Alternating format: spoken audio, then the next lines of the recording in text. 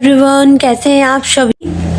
I hope 8th की बच्चा party बहुत बढ़िया होगी। देखो, जैसे आपको और बढ़िया करने के लिए मैं लेकर आ चुकी हूँ आपकी सप्लीमेंट्री रीडर बुक का पार्ट 1 का चैप्टर नंबर 4। आज हम लोग बात करने वाले हैं Gandhi ji as a coolie barrister in Africa. ये चैप्टर में सिर्फ 4 क्वेश्चन है और मैं लास्ट में आपको बताऊंगी इनमें से कौन से ज्यादा इंपॉर्टेंट है।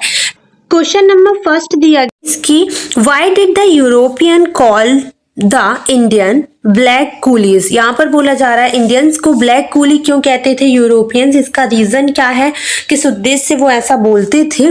तो राइट आंसर है गाइस इसका, the Europeans treated the Indians with contempt, they called the Indians black coolie. वो एक तिरस्कार की भावना से, पहली चीज तो वो जो भारतीय हैं, यूरोपियंस जो होते थे वो भारतीयों को तिरस्कार की भावना से देखते थे, ट्रीट करते थे, उनके साथ व्यवहार करते थे, है ना, बहुत ही भद्दा व्यवहार वो हमारे साथ करते थे। And they called the Indians black coolie, और इसीलिए वो ऐसा बोलते थे कि ब्लैक कूली मतलब ये एक तिरस्कार वाला शब्द था, as a term mark of disrespect. ये एक अपमानित करने का एक प्रतीक माना जाता है। एक उनकी टर्म थी कि भाई हम अगर इनको ये बोलेंगे ब्लैक कूली तो ये एक डिसरिस्पेक्टफुल वर्ड है, और इस तरीके से वो हमें ना नीचा दिखाते थे एंड हमारा तिरस्कार करते थे। ठीक है, so they Indians worked as a labours in south Africa. तो देखिए, क्योंकि वहां पर पहले क्या होता था, पहले उन्होंने एक डील रखी थी गवर्नमेंट से कि भाई कुछ इंडियंस को आप हमारे यहाँ काम करने के लिए भेजिए। तो वो जो वर्कर्स थे, जो लेबर थे, जो गरीब लोग थे, जो वहां पर लेबरिंग करने के लिए जाते थे, मजदूरी करने के लिए जाते थे, तो उनको वो ब्लैक कूली बोलते थे, इसीलिए एक तिरस्कार की भावना से। ठीक है, ये रिस्पेक्ट। क्वेश्चन देखते हैं। क्वेश्चन नंबर 2 में लिखा है, why did Europeans request the government of India to send Indians to work in factories and farms in Africa. तो देखिए, यहाँ पर ये बोला जा रहा है कि क्यों जो यूरोपीय लोग थे, यूरोपियों ने ऐसा रिक्वेस्ट क्यों किया गवर्नमेंट ऑफ इंडिया से, भारत सरकार से, कि वो क्या करें, भारतीयों को काम करने के लिए फैक्ट्रीज में और फार्म में, खेतों में, फैक्ट्रियों में और फार्म में काम करने के लिए अफ्रीका में आप भेजिए। ऐसा प्रस्ताव उन्होंने क्यों दिया, ऐसी प्रार्थना उन्होंने क्यों की। तो चलिए देख लेते हैं। The Europeans had settle down in south Africa. European जो हैं अच्छी तरीके से साउथ अफ्रीका में सेटल्ड हो चुके हैं। And there they needed labours to work in mines and field. वहां पर क्या होता है, खदानों में, खानों में, बहुत सारी ये जो सुरंग होती है उनमें, और उनके खेतों में। ठीक है, इन सारी चीजों में काम करने के लिए उन लोगों को लेबर की जरूरत होती है। लेबर मतलब मजदूर की जरूरत होती है। लेबर तो हमारे सारे स्टूडेंट्स जानते होंगे कि लेबर मतलब क्या होता है। So the Zulus were lazy and unwilling to work as a labours. तो देखिए, ये द जुलूस यहाँ पर लिखा है ना, ये यूरोपियंस जो अफ्रीका में लोग रहते हैं ना, उन जनजातियों को कहा जाता है, जो नीचे वर्ग की जनजाति रहती है ना, जो मतलब मजदूरी वाले वर्क। तो वो लोग बहुत लेजी हैं, बहुत ही कामचोर, आलसी हैं, और ऐसे हैं अपने कार्य के लिए इतने निष्ठावान नहीं है जितने हम भारतीय होते हैं कोई भी चीज के लिए।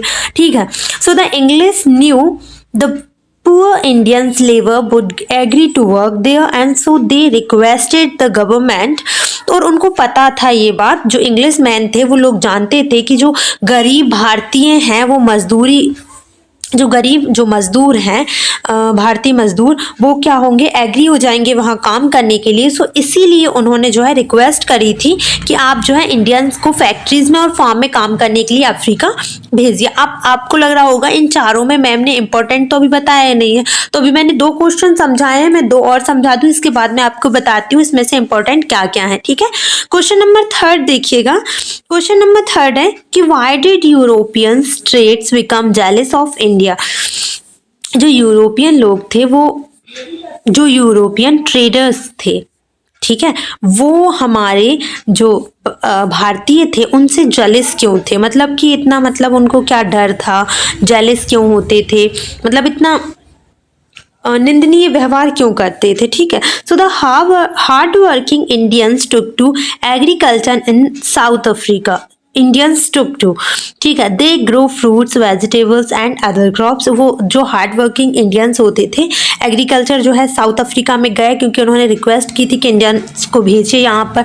तो वहाँ पे जो लोग रहते थे वो वहाँ पर ना फ्रूट्स वेजिटेबल्स और बहुत सारी जो है फसलें उगाना स्टार्ट कर दिया था। And they earn a good profit by selling their produce at a cheap rates. तो वो क्या करते थे अपने प्रोडक्ट्स को, ये प्रोडक्ट है, अपने प्रोडक्ट्स को बहुत ही कम मतलब चीपेस्ट रेट पर, मतलब बहुत ही कम उसमें बेचते थे, कम कीमत पे बेचते थे बहुत अच्छी चीज़ों को। And the white did not like them to grow rich and prosper. और जो वाइट मैंस थे, जो सफ़ेद लोग थे, क्योंकि वो हम लोगों को काले समझते थे और मतलब हमारा जो रंग है वो सांवला था, उन लोगों की अपेक्षा वो एकदम भूरे से रहते थे।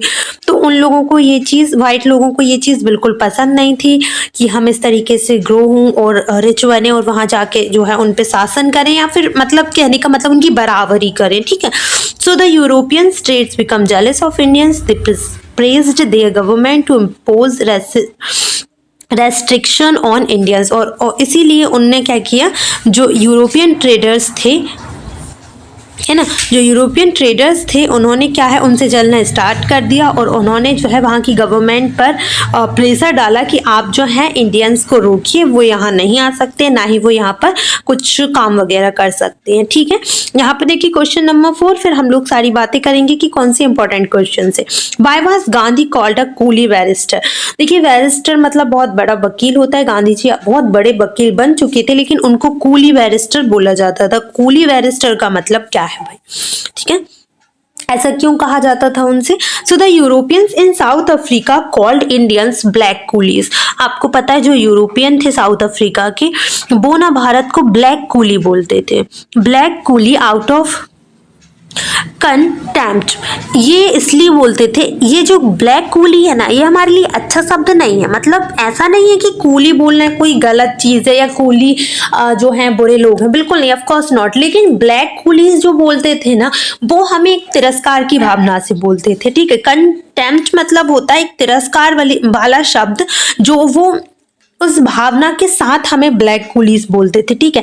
And Gandhi ji was Indian barrister, और गांधी जी वहां पर क्या थे, एक भारतीय बहुत बड़े वकील थे। So he was called a coolie barrister. तो वो इसलिए इस मतलब तिरस्कार की भावना से ही हमसे ब्लैक इंडियन और कूली बैरिस्टर जो है बोलते थे। अब मैं आपको बता दूं, इन चारों, ये 4 देख रहे हो क्वेश्चन, इन चारों क्वेश्चन में से मोस्ट इंपॉर्टेंट जो क्वेश्चन है वो क्वेश्चन नंबर 4 है, जो मैंने बहुत अच्छे से आपको समझाया। इसे बहुत ध्यान से ध्यान से रख लेना अपने माइंड में। और एक चीज़ और, ये वाला क्वेश्चन मोस्ट से भी मोस्ट इंपॉर्टेंट क्वेश्चन में से है ये, अब प्लीज़ कर लेना। वैसे तो मैंने हर एक क्वेश्चन को बहुत अच्छे से समझाया, अगर आपको समझ में आया है तो आप समझ जाएंगे कि आप लोग आसानी से इन आंसर को याद भी कर सकते हैं और आई थिंक प्रॉब्लम भी नहीं होगी आप लोगों को।